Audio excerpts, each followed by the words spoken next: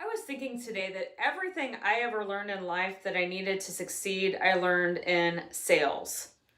I want to explain that to you. What do I mean by that? So, if we look at the word SELL, I came up with an acronym for these key thoughts.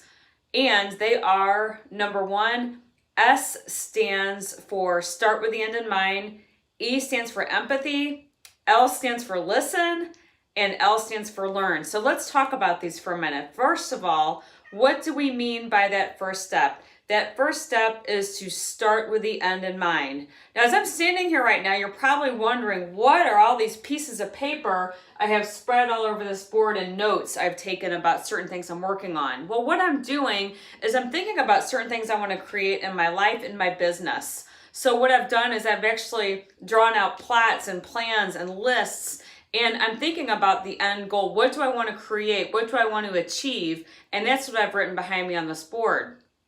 So when we're starting with the end in mind, it means that we're thinking about, where do I want to finish? Is it a goal I have in my personal life, in my work life, in a relationship? Do I want to take a vacation?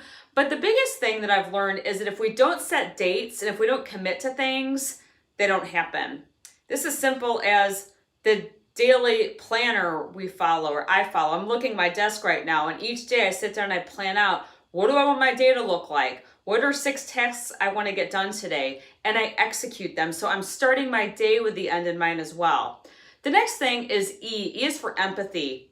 Empathy, whether you're in sales or any type of business for that matter. Today, being a trainer, a speaker, and a coach, the biggest thing I can say is that empathy is so critical to what I do every day. Empathy really means that I care about other people.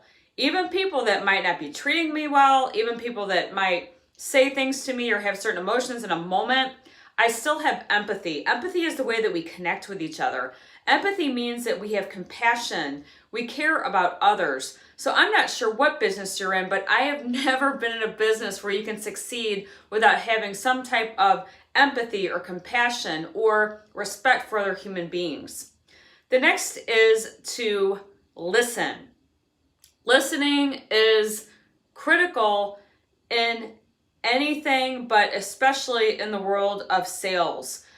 All too often, I know I've been sold to, I've also been the seller myself. And one of the things that I constantly remind people in sales or any business is that we should be speaking half of the time, and then the prospect or the customer should be speaking the other time. If anything, the customer or prospect should be speaking more than we are. But what happens? All too often, we want to talk. We want to talk about what we're selling. We want to talk about the features. We want to talk about the benefits. We want to talk about everything that unfortunately might not even be interested to the person in front of us.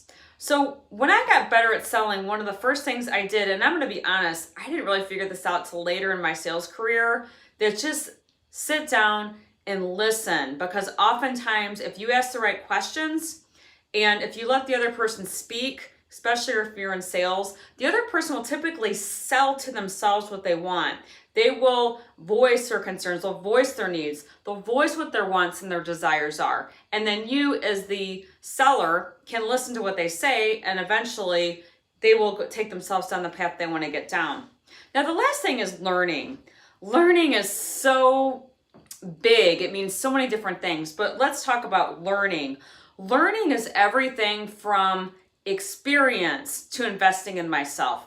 Experience means that when I have setbacks, when I have challenges, lost sales, or we've all had people that don't treat us well, we've had angry customers, we may have had people hang up on us, we don't take it personally. We learn. We ask ourselves, what went well? What could I do better or different next time? Learning also means investing in ourselves. Now, anyone that knows me knows that I would almost say I'm addicted to self-development. I've been into self-development since I was 19 years old, but I'll tell you what, I've never bought a book or gone to a seminar or read something and said, oh, I wish I wouldn't have done that. I wish I would have spent my time on it.